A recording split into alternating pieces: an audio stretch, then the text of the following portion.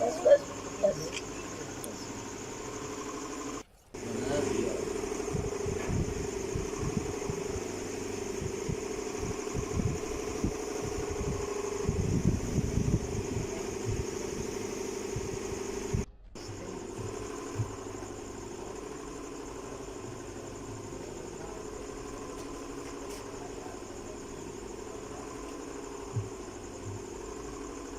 ਇਸ ਟਾਈਮ ਮੈਂ ਦੁਕਾਨ ਖੋਲ੍ਹਣ ਡਿਆ ਸੀ ਅਤੇ ਬੱਚੇ ਮੇਰਾ 3:30 ਦਾ ਟਾਈਮ ਸੀ।